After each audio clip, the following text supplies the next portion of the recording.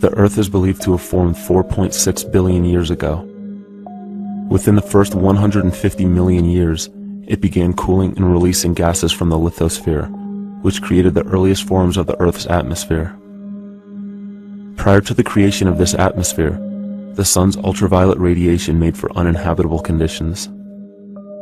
But as the Earth cooled further, water condensed in the atmosphere and oxygen accumulated, making way for organic compounds. This spawned single-celled organisms and then plant life. And down through time, the evolutionary chain continued. And then we arrive at a species that does not seem to fit as well as the rest. Homo sapiens' gestation period of 9 months mimics the 3.8 billion year evolution of all life on Earth. The human embryo repeats the evolution of all species. When the sperm and egg unite, this new creation is a single-celled organism. Within hours, this single cell divides and multiplies more rapidly than any other species. 4 weeks later, the embryo begins to develop gills mimicking aquatic life. A few weeks later, it develops lungs and a tail with reptilian appearance. From there, a mammal is recognizable, and then onto a primate form. It then sheds its laguna, which is the embryonic fur, and at last, shows the characteristics of a human child. The human body is a community of approximately 50 trillion cells. Everything the body does, the cell does as well. Cells have respiratory and excretory systems. They feed, feel, think, and communicate with other cells.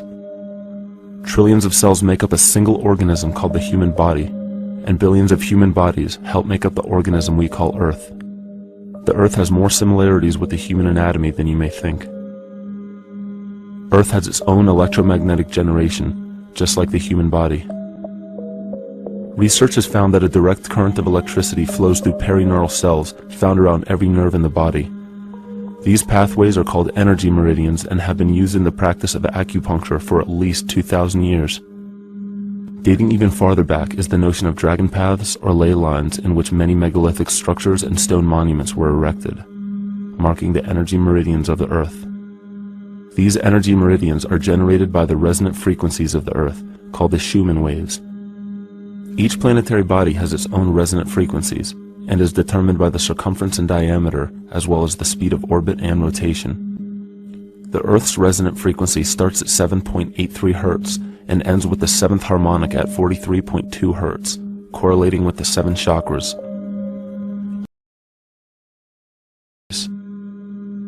The definition of an organism is any living thing capable of response to stimuli, reproduction, growth and development, and maintenance of homeostasis as a stable whole. Our universe does all of these things. The consciousness of our universe is responsible for the form and purpose that all matter assumes. The Earth's resonant frequencies are a result of its form. These frequencies are responsible for biological rhythms, such as menstrual and circadian cycles, as well as behavioral and emotional patterns. The frequencies are then picked up by the flora and fauna, which are biological instruments that respond to the wave patterns. The wave patterns resonate in the cranial structure of our head and converge in the center of our brain, which is where we find the pineal gland. The pineal gland is believed in many cultures to be the spiritual third eye responsible for intuition. Descartes called it the seat of the soul where mind and body meet. Each individual cell in our body receives an electromagnetic impulse from our central nervous system. They receive the very same impulse that was disseminated to every biological instrument from the Earth. An explanation of our conscious universe has been attempted by religion, science, and philosophy. The neglect of biological nature from any organism causes illness. A divorce from nature, exile from Eden, confounding of tongues, they are all symptoms, not of a biblical God or deity, but the true self. The greatest and only threat to ourselves is a loss of self, the death of our divinity. As we barrel through history with oceans of information, yet barely a drop of wisdom, we have to understand how we lost ourselves.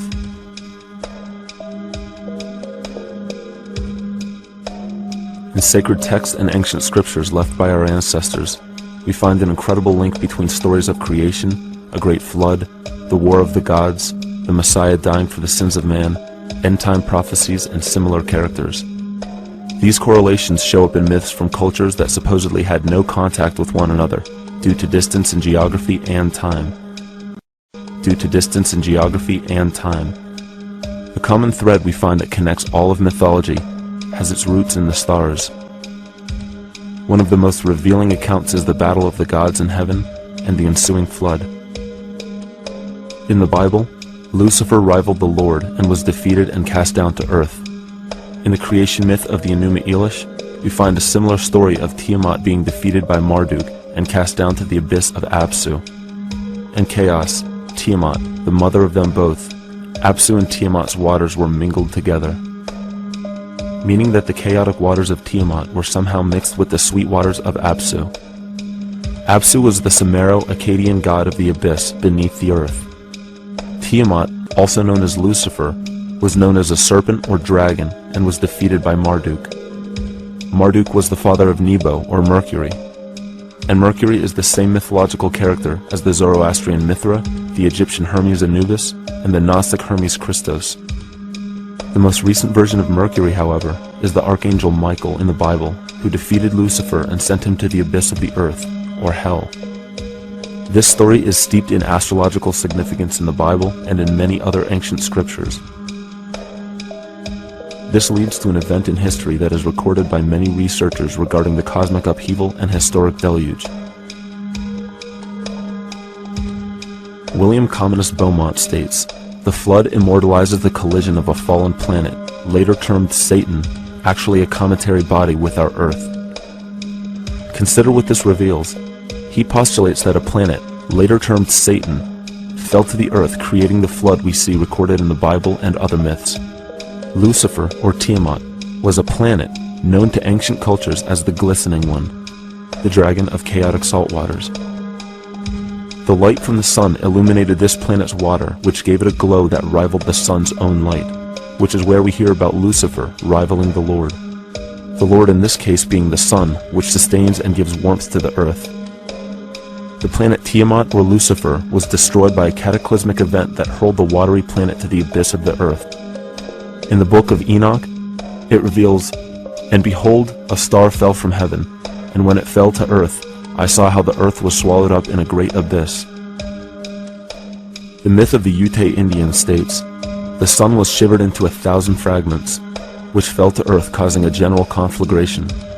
Then Tawats fled before the destruction he had wrought.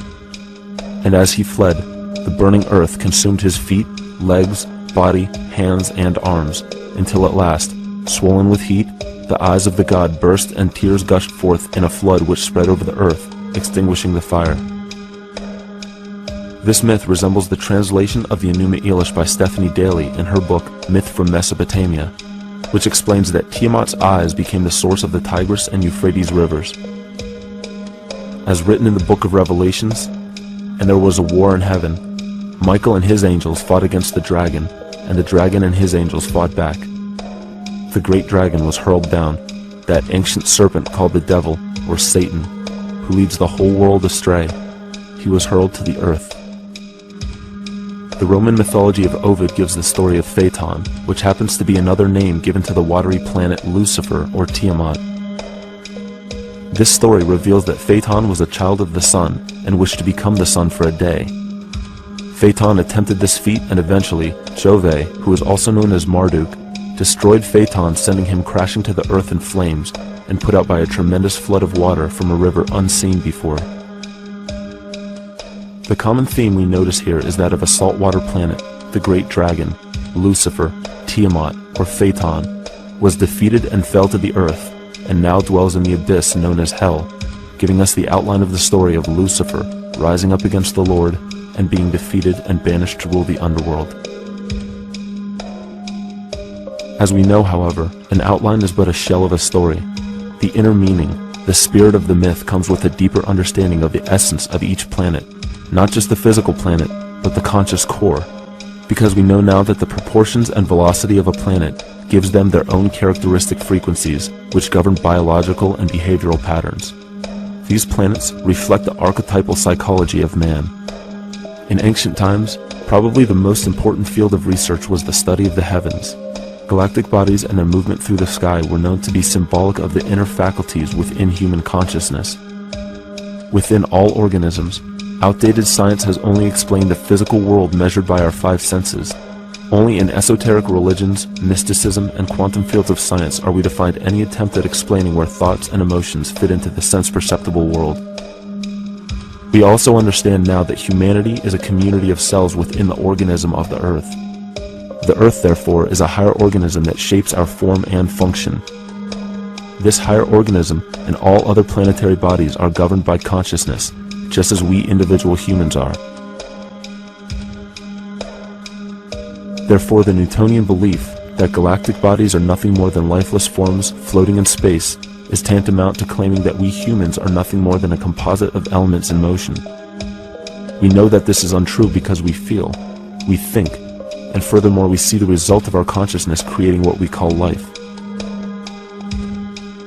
Plato wrote, "This world is indeed a living being, endowed with a soul and intelligence, a single visible living entity containing all other living entities, which by their nature are all related."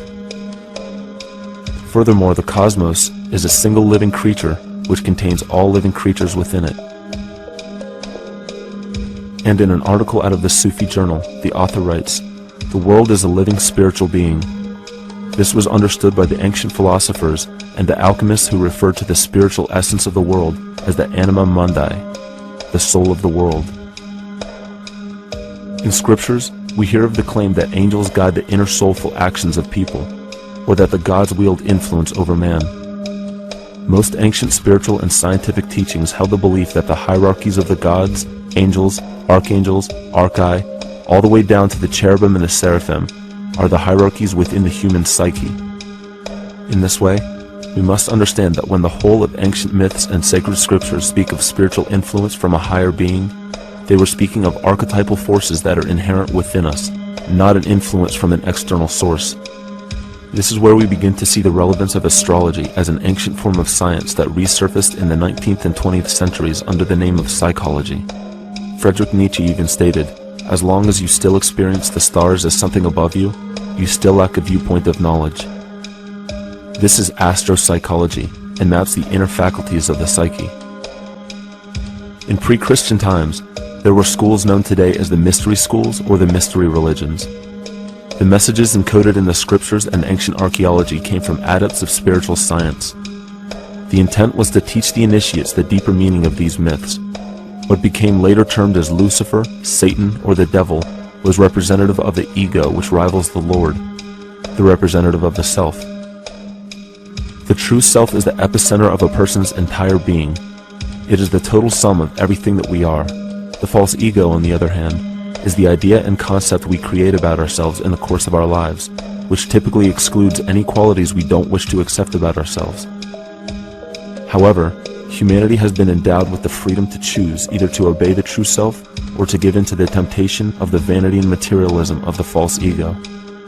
This is the most notable trait that separates man from animal: our freedom of choice, the choice to follow our concepts and ideals or our natural impulses, the choice to sustain nature or to destroy it.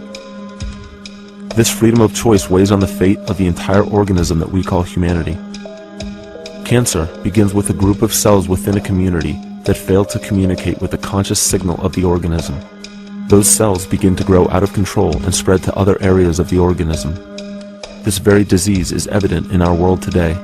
The cancer upon our earth is the domination of our false ego and our divorce from nature. Collectively, among every human, the cancer upon our earth is the domination of our false ego and our divorce from nature. Collectively, among every human, vanity leads to segregation and competition. Competition leads to fear and greed. Greed leads to deceit and immorality. And immorality is the breeding ground for illness, waging war on our earth. Every act of hatred and destructiveness in our world begins with self-hate and self-destructiveness. and that all begins with a breakdown in communication.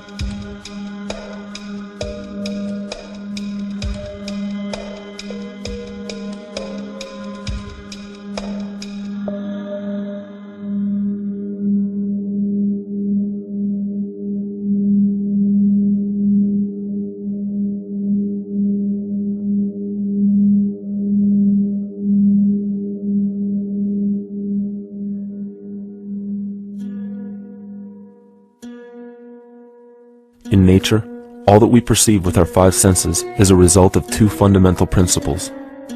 Everything in existence is made of a relationship between vibration and matter. Vibration is a masculine creative force countered by matter, which is a feminine receptive force. Thus begins the principle of duality. We see this duality in ancient myths and philosophies, yet only those philosophies and scriptures that were perverted and raped of the original meaning gave the impression that one polarity was good while the other was evil. The original sages, adepts, and shamans taught that both are necessary, and one would not exist without the other.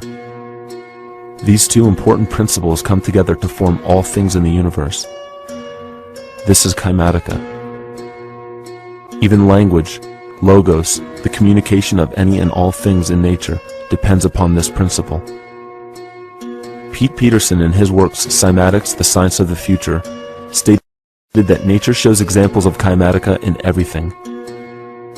This phenomena is found to be one of the prime forces that moves biological evolution along its path. Dan Winter reproduced an experiment to prove that the ancient languages of Hebrew and Sanskrit, when spoken, create a vibratory frequency that moved matter into sacred geometrical patterns. Upon further investigation, Hebrew, Sanskrit, Aramaic, Arabic, and other elder dialects have older roots in a parent language of Gaelic and quite possibly an even earlier origin. In Swami Murugesu's The Science of Mantra, he claimed that when a person chanted specific words in Sanskrit while filming a burning candle, the intensity as well as the color of the flame would change due to the frequency that the word would emit. This same science has been shown to lower and raise blood pressure. And in his own words, certain sounds can affect their circulation and nervous system. Whatever change such vibrations cause extends to the mind of a person and also to the surrounding atmosphere, causing warmth or coolness. All this can be known by study and shown by practice. This rediscovered knowledge of the science of sound shows that sound is something more than mere vibratory signals. Not only does sound interact with life, but it sustains and develops it. It acts as a conduit of conscious intent between people, societies, and entire civilizations. Yet the psychic illness we endure due to the domination of our false ego is reflected in the collective. Our psychological schism has shut us off from communicating correctly with our inner self, which is exactly how cancer cells within the body operate. In the collective, we have created a language barrier between humanity and the rest of nature, acting as a global cancer. Recorded in history, the efficacy of the ancient languages has been severely uprooted. The alphanumeric translation from Hebrew to English shows a complete reversal of the two languages, giving the cymatic effect unnatural results. Dr. Leonard Horowitz stated in his work on DNA, 1/3 of the sensory motor cortex of the brain is devoted to the tongue, oral cavity, the lips, and speech. In other words, oral frequency emissions spoken or sung exert powerful control over life, vibrating genes that influence total well-being and even evolution of the species. A degradation of language in this case is shown to affect biology. If something as basic and important as language can be degraded and devalued to such a degree, yet never questioned, what else might we be missing? Think of an aspect of your life that dictates the limits of your freedom. Government and law enforcement, insurance and pharmaceutical companies, taxes, building permits, driver's licenses, and more. There are hundreds if not thousands of stipulations, regulations, and boundaries on our freedom. And out of the ones that were just mentioned, how many have you researched to find out whether they apply to you or not? Let's look at the forms of law that we currently acquiesce to.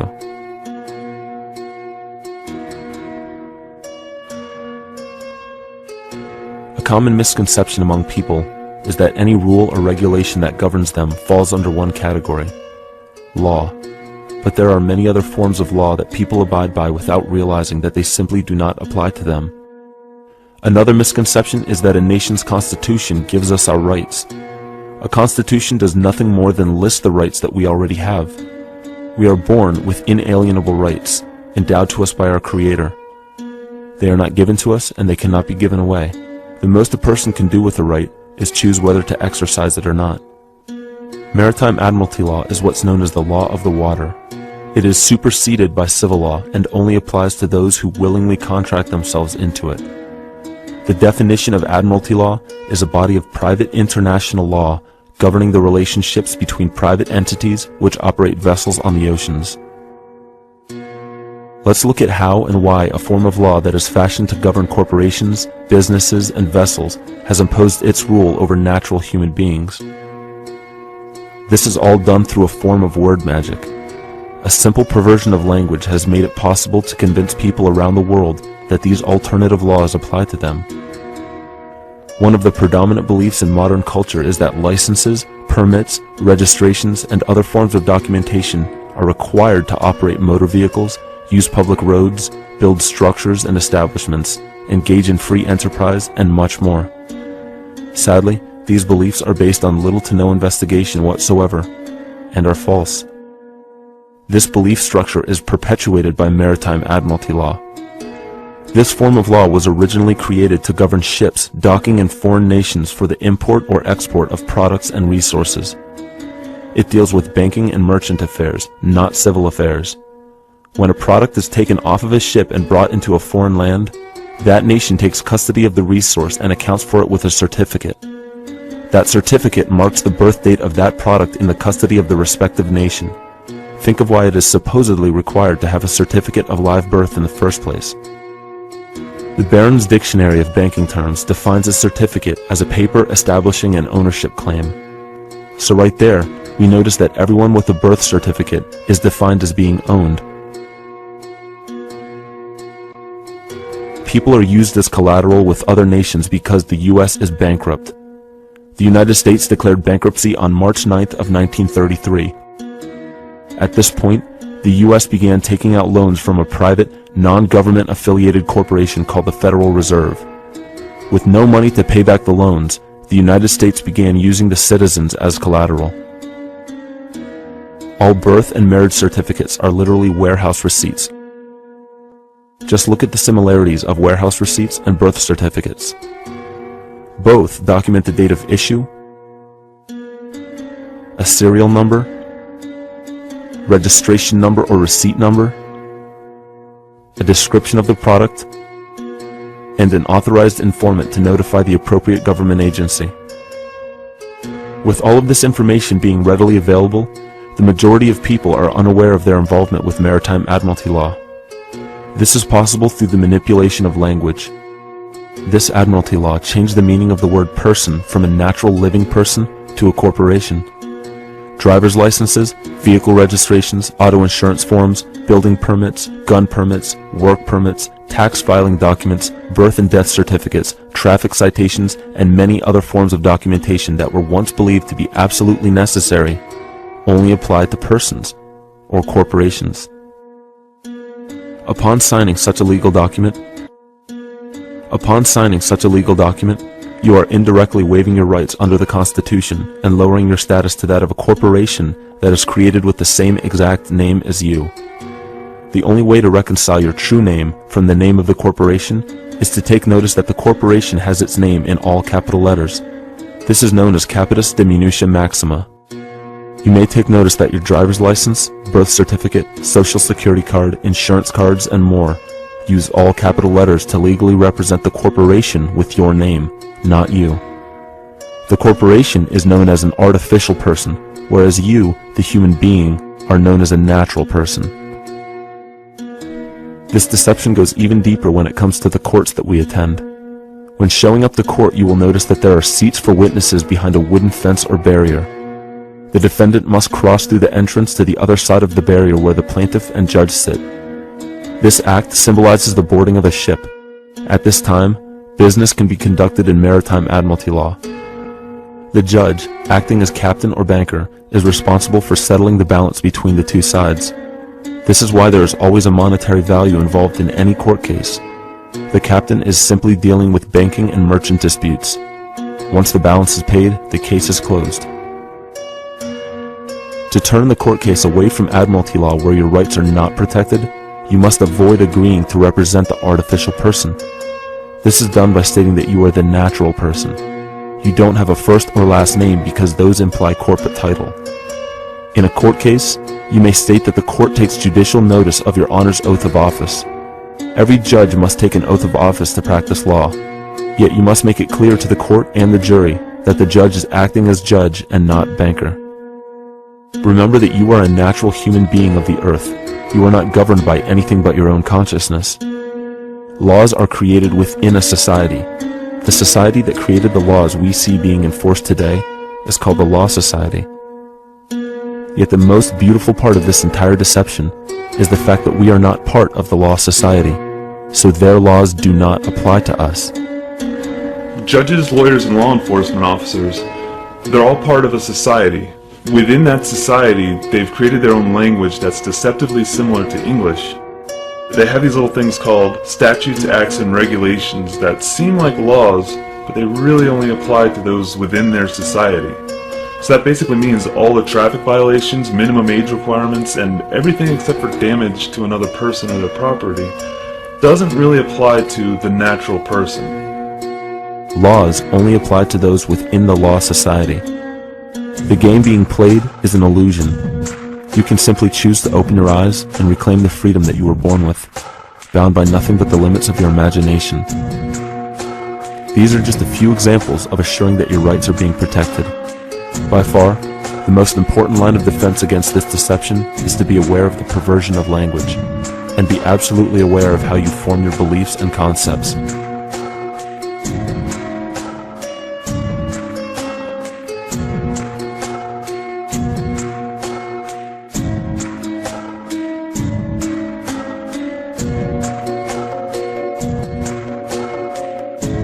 In all forms of the perversion of language, there is a mirror reflection of this in the microcosm of the psyche.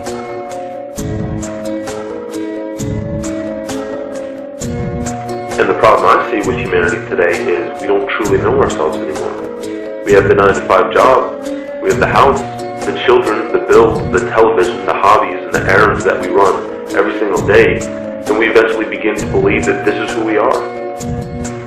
But who are we beneath the job title, beneath the status of mother or father, theist or atheist, Republican or Democrat, black or white, man or woman? Who are we? Who are we deep down inside? We don't know, because every time we hear an answer that we don't want to accept about ourselves, we deny it. We'll pass it off and project it onto somebody else and judge them for it. This is repression. And we see what repression can do to us on an individual level, but what about on a collective level of humanity? What happens when the whole world refuses to see what they truly are on the inside?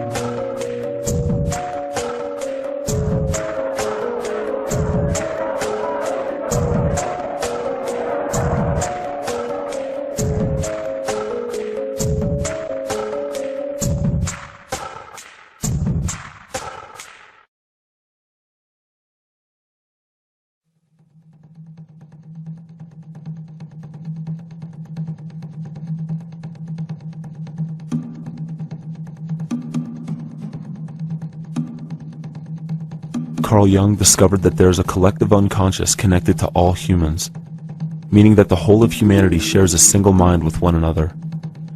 This is evident in the world through accounts of shared mythology and symbols, the study of morphic fields, and with the science of kinesiology.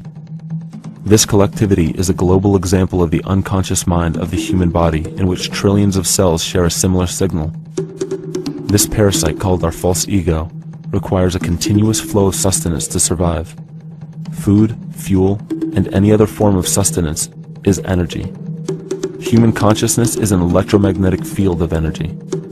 When this potential energy is utilized, it then releases kinetic energy, which is used to perpetuate the false ego. This scenario occurs in the smallest parasitic organisms, all the way to a collective organism called humanity. A parasite will release chemicals that cause the host to crave the sustenance that the parasite needs to survive. As long as the host is unaware, it will keep feeding the parasite and starving itself. In a similar way, Wilhelm Reich stated that whole societies suffer from a psychosis caused by starving our organic biological impulses. He states that sexual suppression supports the power of the church, which has sunk very deep roots into the exploited masses by means of sexual anxiety and guilt. It engenders timidity towards authority and binds children to their parents. This results in adult subservience to state authority and to capitalistic exploitation. It paralyzes the intellectual critical powers of the oppressed masses because it consumes the greater part of biological energy. Finally, it paralyzes the resolute development of creative forces and renders impossible the achievement of all aspirations for human freedom. In this way, the prevailing economic system, in which single individuals can easily rule entire masses, becomes rooted in the psychic structures of the oppressed themselves. What Reich was showing in this powerful quote is that on a collective level, the suppression of a natural function, whether biological, spiritual, or emotional, will result in an abnormal reaction, a psychic disease. This illness or disease is reflected into the masses through a collective unconscious and acts as an epidemic. Humanity is plagued with an incapacity for freedom, meaning that people en masse lack the ability to govern themselves on a psychic level, and this manifests in the macrocosm as government and organized religious powers, thus opening the throne, our national and individual throne, to anyone and anything.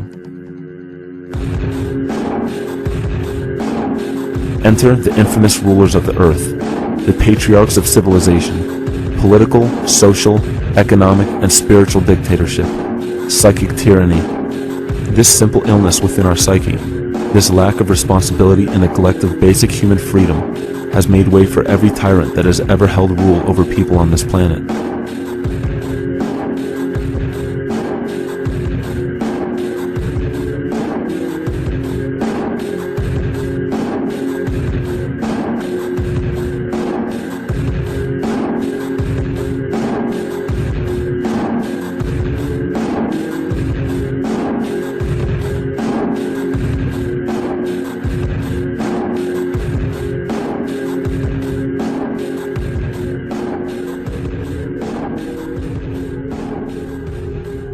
But these oppressive tyrants that are demonized by the masses are no different than us.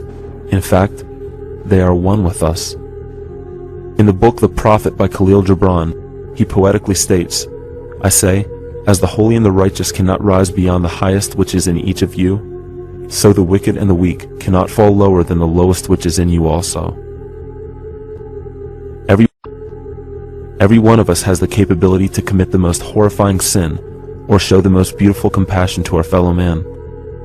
This is the very definition of an illness within the psyche and soul of man.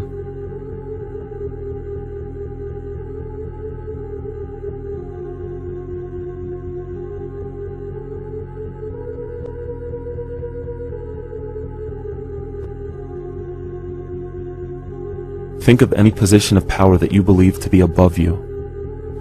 Royal families, government leaders, the United Nations, financial organizations, corporate monopolies, and media juggernauts. These are all facets of our false ego. They are the physical advent of our own sickness. They require our conscious participation, our conscious energy to survive. Because without our cooperation, without supplying them with the sustenance of complicity, they starve. Their very nature depends on our desire to be ruled. And a typical symptom of the illness among humanity today is our continuous denial of our illness. Repression. We consistently repress those qualities we choose not to accept about ourselves. This is why it is so difficult to see the false ego and its multiple manifestations for what they truly are.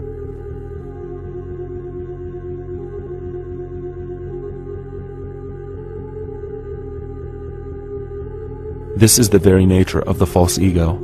It acts as a red herring to distract us from the freedom we truly have. For this psychic parasite to survive, it must supply us with a chemical that will cause us to remain dependent upon it. In this case, the sustenance is our conscious energy. And in order for us to feed it to the parasite, the chemical of fear causes humanity to crave protection and defense.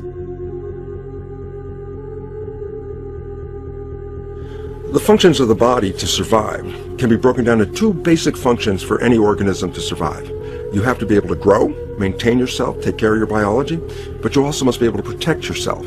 So that if you're just growing and you can't protect yourself, you'll become food for something else. So the survival involves a balance between growth and protection. Through the history of human civilization and through human evolution, we recognize that our nature is to be in a state of growth, and that our protection is only supposed to be used to, help us out of that threatening moment. You can't be in growth and in protection at the same time. So the significance is, when we see a need of protection, the stress hormones in the body shut off the blood vessels in our viscera or gut, which is the part of the body for growth. Well, the issue is, if you took the blood from the viscera and moved it out to the arms, then you left no blood in the viscera. That means no growth. But you're ready to fight. And when your fighting is finished, then the blood returns back to the viscera and you grow again. But in the world that we live in today, it's 24/7 fear.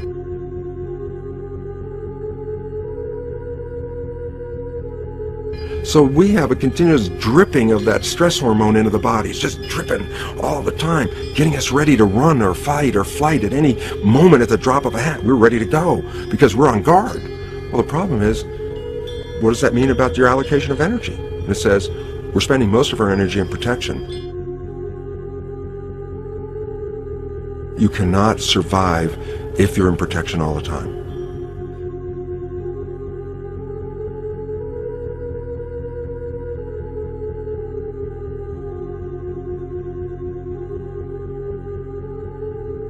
And if the parasite can control the nature of the fear, it can then create a fear among us that only it can defend us against.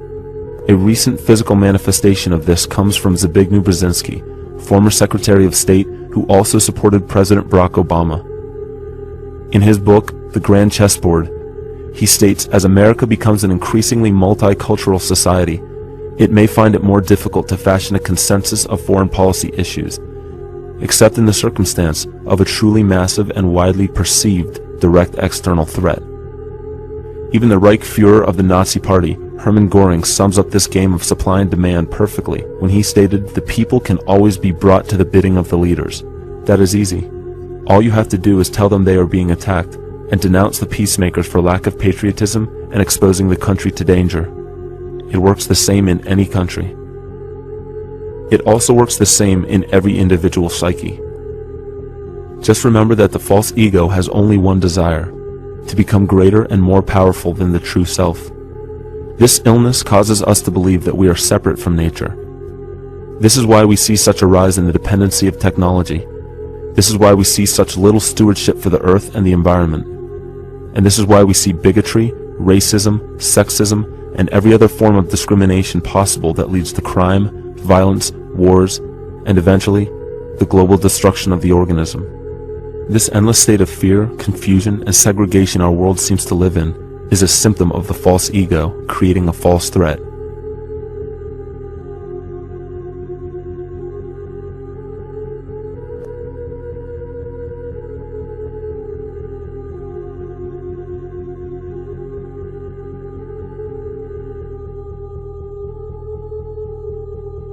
Many of the United States presidents have blood relations with each other.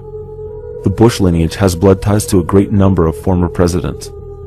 George Washington, Millard Fillmore, Franklin Pierce, Abraham Lincoln, Ulysses Grant, Rutherford Hayes, James Garfield, Grover Cleveland, Teddy Roosevelt, William Taft, Calvin Coolidge, Herbert Hoover, Franklin Roosevelt, Richard Nixon, and Gerald Ford. Michael Tessarian points out in his work that Bush is closely related to every European monarch on and off the throne, and has kinship with every member of Britain's royal family. Bush's family tree can be documented as far back as the early 15th century. He has a direct descent from Henry III and from Henry VIII's sister Mary Tudor. He is also descended from Charles II of England. And we also find that George W. Bush is a direct descendant of Godfrey de Bouillon. Godfrey was the first king of Jerusalem after he recaptured it from the Saracens, which was the name for the Islamic faith during the Middle Ages. It is interesting to note that the current occupation of the United States in the Middle East was re-established by the same family, George Bush Sr. in 1991, and again by George Bush Jr. in 2003. George Bush Jr. is then found to be a cousin to both opposing candidates of his 2 terms in office, Al Gore and John Kerry. Democratic President Barack Obama also has blood ties with George W. Bush, as well as Gerald Ford, Lyndon Johnson, Harry Truman, James Madison, and the British Prime Minister Sir Winston Churchill. On the opposing side of the 2008 presidential ballot, John McCain is descended from Robert the Bruce, King William I of Scotland, and also Godfrey de Bouillon. And probably one of the most interesting facets of the bloodline relations is the fact that the whole British royal family has descent from the Muslim prophet Muhammad through the Arab kings of Seville.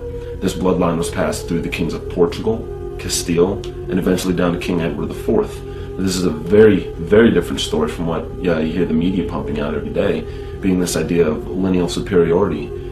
It's completely debunked according to the foremost authority of aristocratic lineage, Burke's peerage. And this just goes to show that there's the true story, and then there's the manufactured illusion, the front that's given to the public.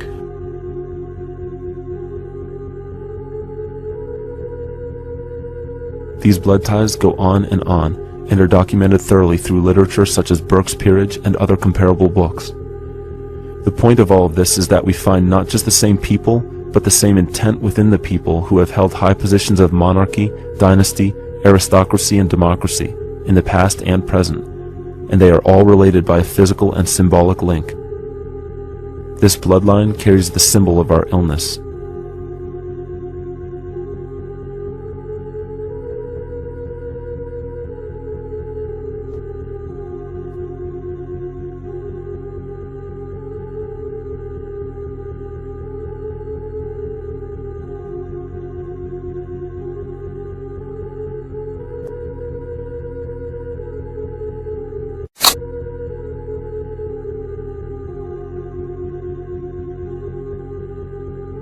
The symptoms of our psycho-spiritual illness are the wars, terrorist attacks, artificial or man-made disasters, and leader figures. As long as the people remain oblivious to their inner drives and inner nature, they will always fail to recognize why these events take place and why these figures rise to such powerful positions. The reason why we have failed for thousands of years to conquer these archetypal rulers permanently is because for thousands of years we have been fighting the symptoms of an illness and not the root cause. For every corrupt government that falls at the hands of a revolutionary, oppressed people, 2 more will rise in its place every time, because the root cause of a corrupt government does not exist in the individual leading that government. It exists within the psyche of every individual, because an unaware host to a deadly parasite will do anything to avoid accepting his own incapacity for freedom.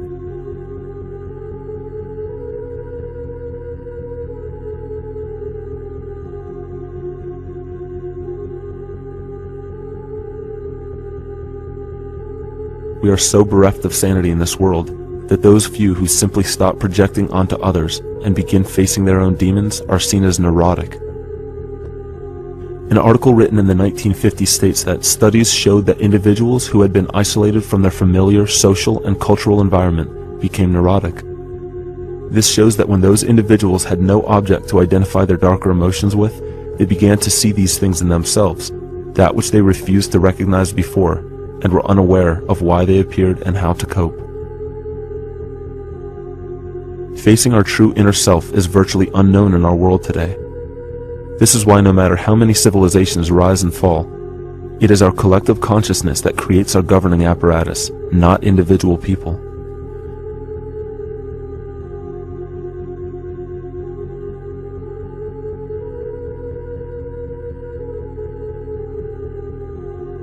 And after countless attempts, you would imagine that people would realize that a physical retaliation may not be the solution. Yet here we are, thousands of years later, with technology that can clone DNA, vehicles that can break the sound barrier and probe the depths of space, and science that can overcome almost any sickness. Yet we still fail to take notice to the importance of thoughts and consciousness. This is the very definition of insanity. And every single one of us is responsible for this psychic epidemic, because we're killing the messenger and paying no attention to the message.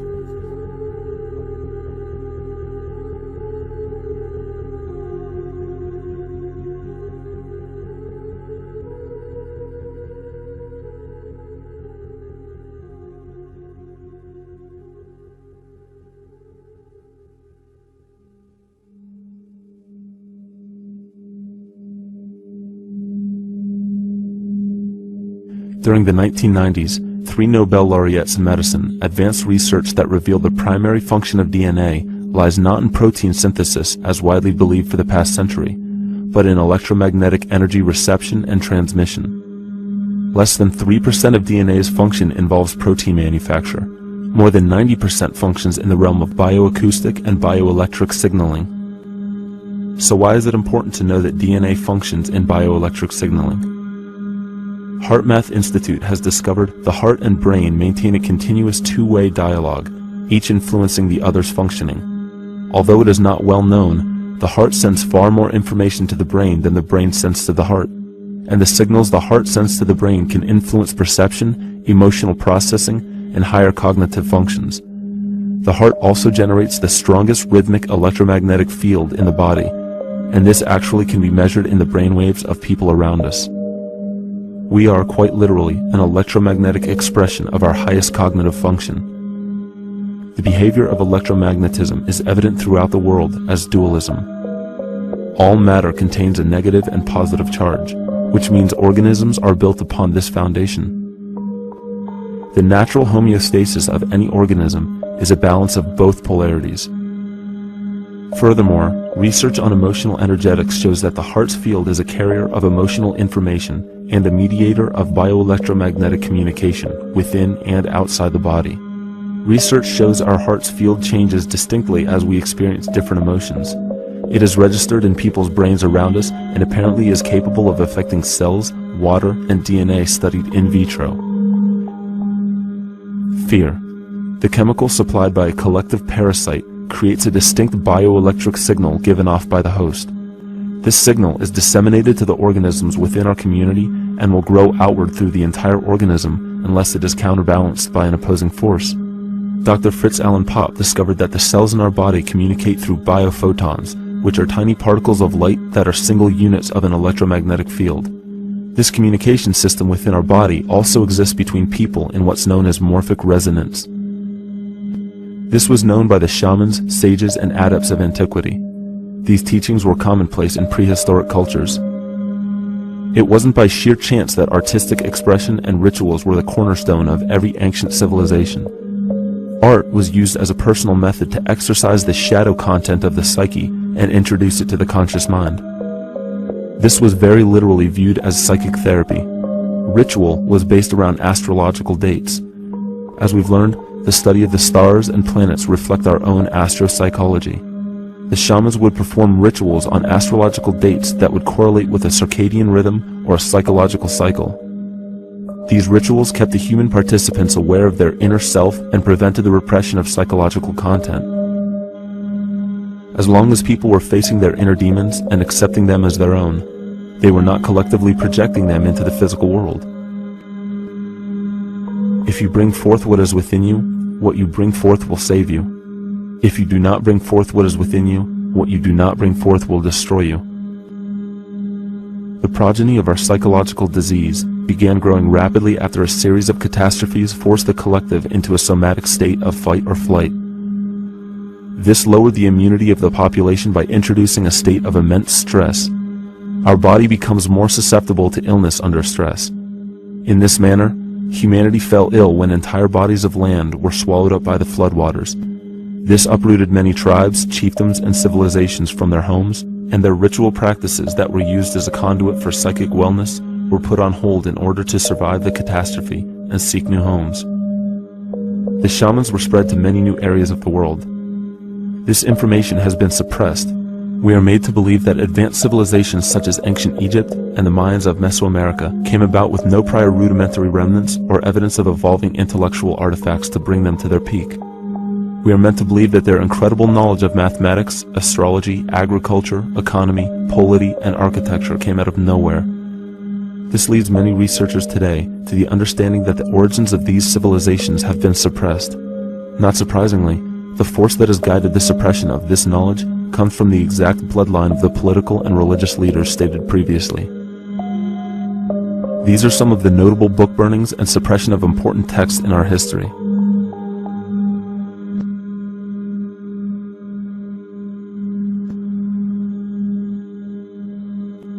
Yet after all of this suppression, there are still remnants of the dispersion of elder civilizations in nearly every country. There is tremendous evidence of ancient cultures visiting North America long before the conventional belief of European colonization. Barry Fell states in his book America BC, there are ancient inscriptions now being reported from nearly all parts of the United States, Canada, and Latin America, written in various European and Mediterranean languages in alphabets that date from 2,500 years ago. William Commonus Beaumont wrote, "The Toltec and Maya civilizations never originated on American soil, but appeared there full-blown, with a well-defined art and system of hieroglyphic writing which possesses affinities with Egyptian. It is found that there are thousands of prehistoric sites across New England and several other northern states showing inscriptions, carvings, and mounds created by Druidic mariners as far back as 800 BC. To suppress this information further, it was not only imperative for the bloodline to burn the documented texts containing true historical information, but to wipe out the cultures that derived from these ancient shamans. The most devastating genocide ever endured was and still is the annihilation of shamanic tribes." We've lost our traditional roots and don't know about ritual. The dragon dances and the ghost dances of the Native American Indians, what do you think that was all about? All the shamans of the world, when they do their rituals, they're doing that. Their work, harmonically through dances, is to strengthen the immune system of the earth. But they've been all murdered. So that was why in the 17th century, exactly the same period I'm talking about, there was an all-out agenda that when you come across indigenous people, you annihilate them. Columbus was sent on his expedition along with agents of the crown to disrupt the lives of the natives and seize mineral resources. He visited every island in the Caribbean, depleting the gold and taking as many slaves of the native Taino tribe as possible. 5 million natives were murdered within 3 years, according to Leah Trabeck. Within 15 years, the Arawak tribe of 250,000 was completely wiped out. The population of the United States prior to European contact was greater than 12 million. 4 centuries later, the count was reduced by 95% to 237,000. From 1494 to 1508, over 3 million people had perished from war, slavery, and the mines. Who in future generations will believe this? I myself, writing this as a knowledgeable eyewitness, can hardly believe it. My eyes have seen these acts so foreign to human nature, and now I tremble as I write. Another agent of the false ego bloodline was Hernando Cortez, who decimated the Aztec tribe and plundered their mineral resources.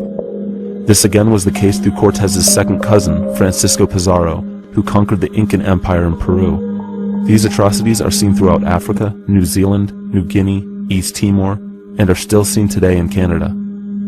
This was a deliberate attempt to bury any surviving remnants of the ancient world and our true history. It is a naive mistake, however, to categorize and blame everything and everyone involved with politics or religion for this suppression of knowledge. It is only natural for people to crave spiritual understanding when there are so many manufactured missing links and perversions in the spiritual text today. And due to this void of spiritual wisdom, honest and moral people who are simply trying to understand their place in this world become the prime consumer market for those who wish to exploit this vulnerability. To have enough power to run our own lives, basically. If we look at the New Age movement, for instance, which is another kind of trap in all this, where people might end up, actually. They're looking for something so bad that they're taking all these things that are handed to us or to them. But it's not really based on any real understanding. It's still kind of coming from a religious type of perspective. People are genuinely seeking something new. They're genuinely seeking a new type of spirituality, or to better themselves, or to change something. But this is being hijacked. And what they actually do is that they lead you into another type of group mentality or a new age religion, whatever it is, and people still are not able to kind of really break free from that and follow their own journey or their own path, which I think is very important in all of this.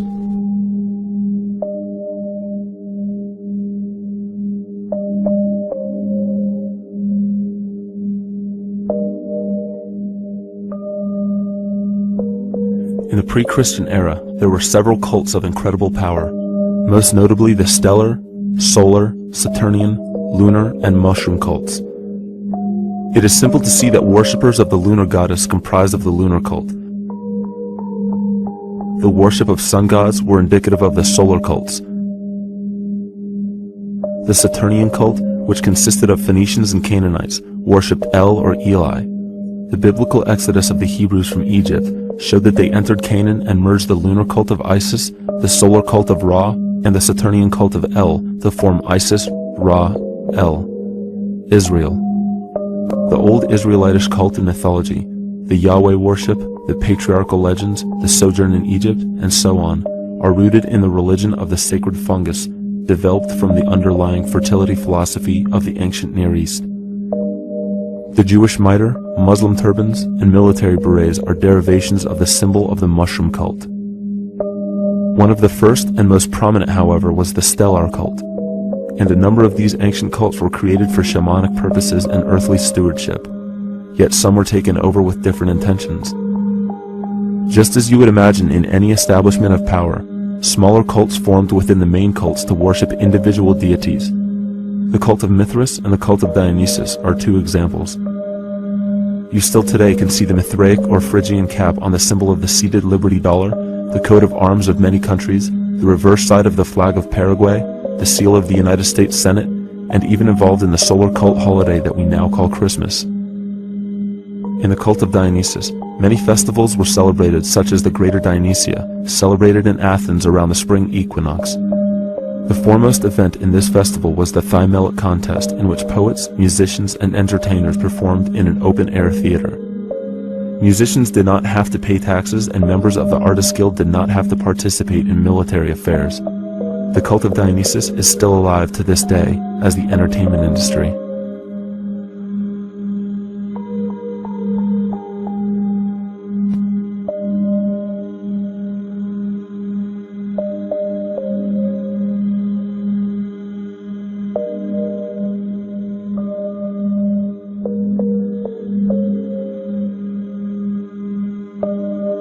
These cults still exist in many important positions of power throughout the entire civilized world.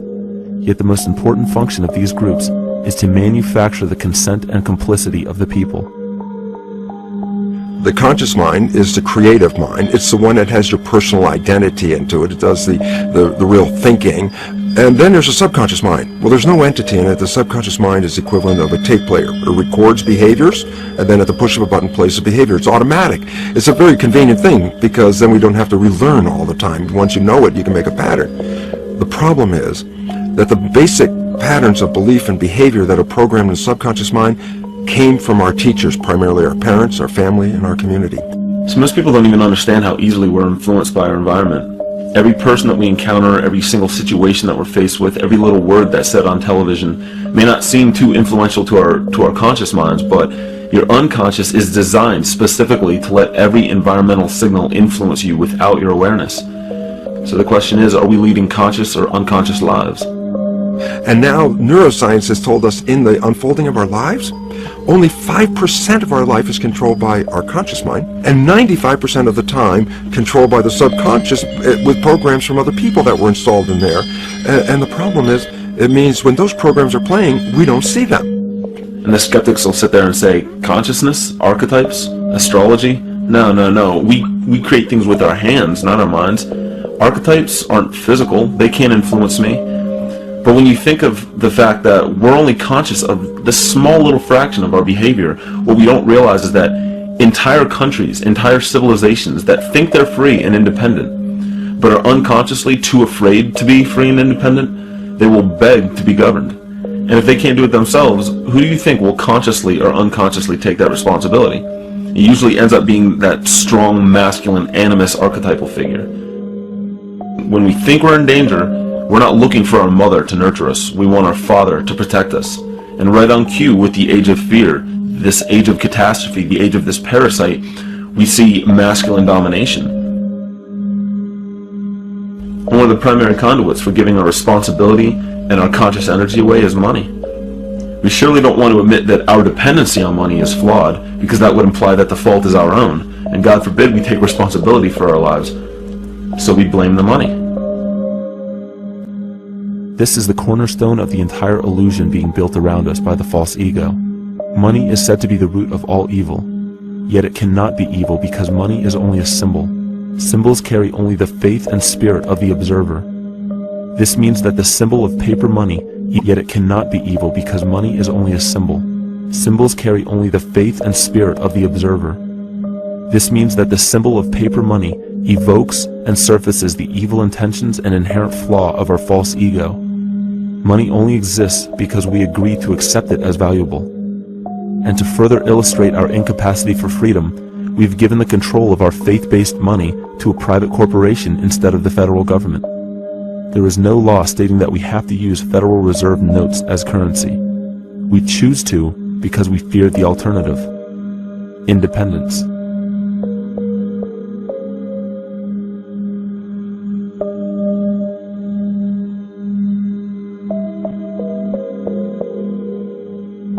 But it's not even really about money, it's about energy, because money is simply this material thing that allows billions of people to crave just one thing and put their energy into the same thing. It's not the plasma TV or the house or the lifestyle or the job or the significant other or the status that we're really after, because we know that we're empty. These people feel sadness and loneliness and void just like anybody else, and they either want to fill that void with materialism because they think that that'll make them feel better, or they want to sedate the void feeling with material possessions. So it all comes back to this feeling of having to put our dependency into an external source, something that we have absolutely no control over. What we're seeing right now is with all the competition of each other destroying each other, wars, competing for material existence, raping the planet and tearing it apart to get some pieces of it to hold in your hands and say you won the game. Every one of those moves is destructive not just of the planet but of human civilization, because human civilization will thrive with cooperation and will die with competition. And if you operate from these truths, then you end up with the extinction that lies before us. You see, we all have demons, so to speak. We all have inner demons in our lives, but we expect to see devilish monsters or dark apparitions when you think of a demon, kind of like what you'd see in the cinema. But our demons are really the people in our everyday lives, the people that we argue with, the people that we envy or hate, the ones we physically or emotionally harm in some way, shape, or form. And it's not because we envy or hate qualities in these specific people as much as we hate the fact that they remind us of ourselves. They reflect qualities about ourselves that we wish we had more of, or that we wish we didn't have at all. So what do? We alleviate that pain, not by fixing or fighting our own demons, but by harming the people that remind us of our demons, by harming the people that remind us of the things that we don't like about ourselves. And when we become frustrated that we're not in control of our emotions because we don't really know what's affecting our emotions, we take it out on others. We take it out on absolutely anything else that can show us or act as a catalyst for our hatred. And so we do the same thing to animals. Animals are perfect because they can't defend themselves. And it's a perfect catalyst for our inner aggression, our confusion, our hatred. Just take it out on something absolutely helpless. Just imagine how unconscious a person has to be of his or her actions to torture or mutilate or brutalize any living thing.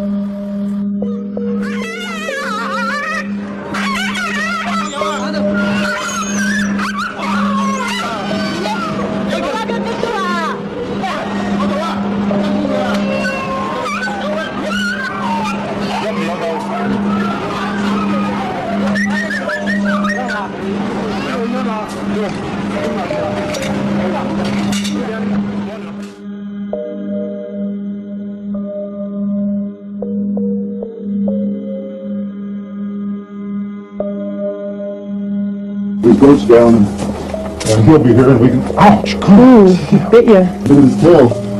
Is it calling me the kicks maybe? He's a big guy. That's a real. Think of the lack of compassion you must have towards life in general to be able to feel no semblance of sympathy towards entire populations, let alone just individuals or individual animals, entire populations of species that are bred specifically for the purpose of commodity. But I'll tell you what's even more dangerous is not so much the people carrying out this cruelty, because that's already been established. That form of hatred and cruelty has already been established and it's already known. What I'm really worried about is the people who are against inhumanity, the people who are against animal cruelty and feel self-righteous enough to think that it's justified to inflict harm or even wish harm on these people. Because those are the people who take unconscious cruel behavior to a whole new level of conscious cruel behavior that's perfectly acceptable in their minds, because they feel that it's their job to bring other people to justice, like they're an authority figure of some sort. Those are the people who will have a much harder time figuring out why they harbor so much inner hatred and resentment. They don't seem to realize that it's just another form of the same exact hatred. So to keep from facing our inner demons consistently, what do? When we begin to realize, hey, wait a minute, maybe it's not alright to inflict harm on any other living thing, then the ego has to come up with a more esoteric form of cruelty to trick us into displaying the same form of self-hatred, the same indignant attitude, but just in another way and towards another group of people. But the emptiness will always find a way back in, and people will always start to feel restless again, no matter how many times they transfer blame to yet another person or yet another group. We need chaos in our lives. We crave destruction. We beg for catastrophe. Because if we don't have these things to act as a form of exorcism or a catalyst for us, we start to notice these things in ourselves, and that's what we don't want. You see, we can deal with wars. We can deal with terrorism. We can deal with stock market collapse and economic collapse. We can deal with these things. But once we start to notice this chaos within ourselves, that's what we're really afraid of. We'll take 1,000,000 September 11ths over one moment of true insight towards our self-hate.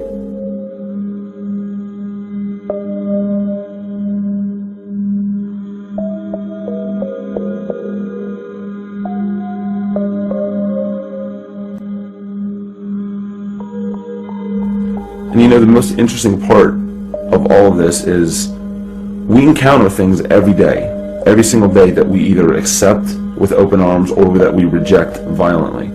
The interesting part is not really what we're accepting or rejecting as much as what it is inside us that makes us feel compelled to a certain thing or repelled from a certain thing. There's this fundamental dual behavior of muscular strength or weakness, attraction or repulsion.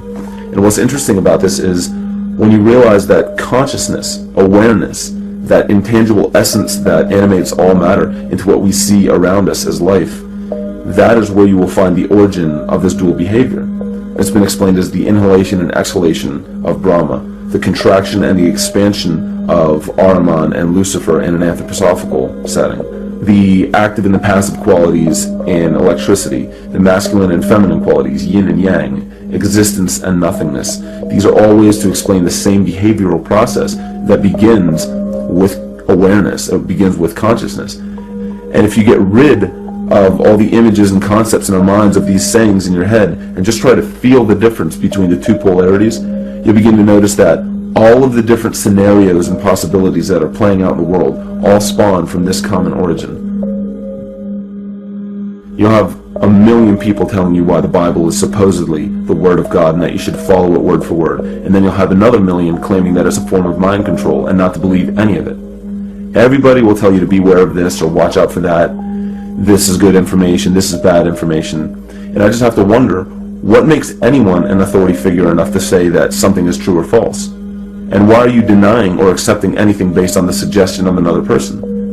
Why aren't you making that decision for yourself? Information is information. There's no such thing as good or bad information. It's all what you do with it.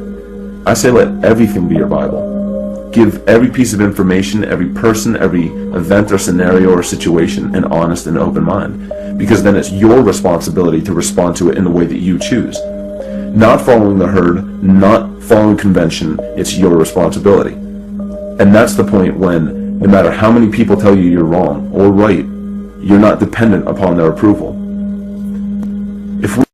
If we at least question our own actions, question our own thought process, and make a conscious decision to what we feel is right every single day, that's what I believe to be divinity. That's true shamanism. And that, to me, is what it really feels like to be alive.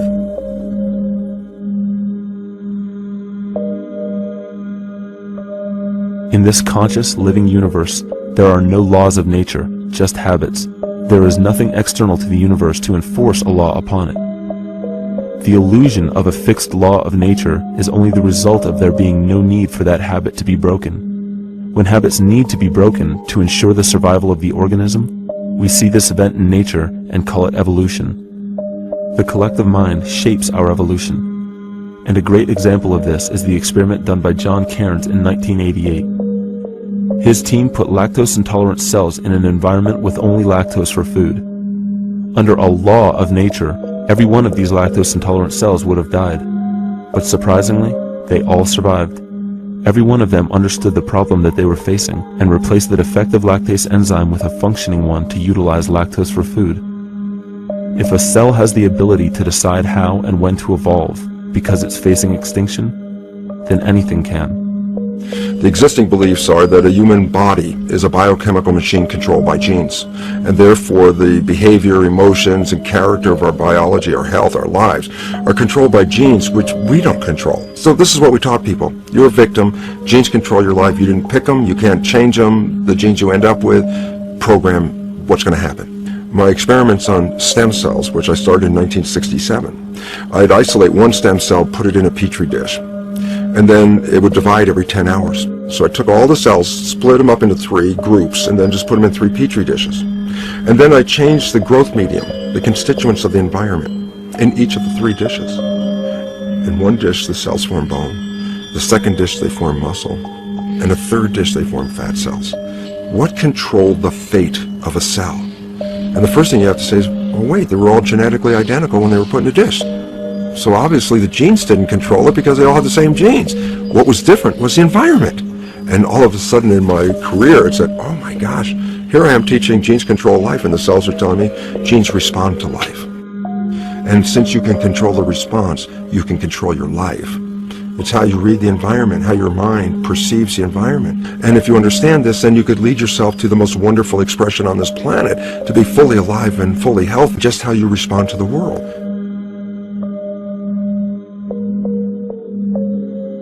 In the face of financial collapse across the world, political and religious wars raging tirelessly, and an ever-growing feeling of being lost and void of meaning, there is a great amount of energy being pushed to the surface of the collective mind. Evolution does not come about gradually. It happens in spurts and fits, and comes about due to a tremendous need for the organism to survive. We are now at a point in history where we will choose. We will choose to become sovereign or remain dependent, to face our true self or continue fighting a ghost, to become well or allow this disease to grow, to live or to die. The choice is yours.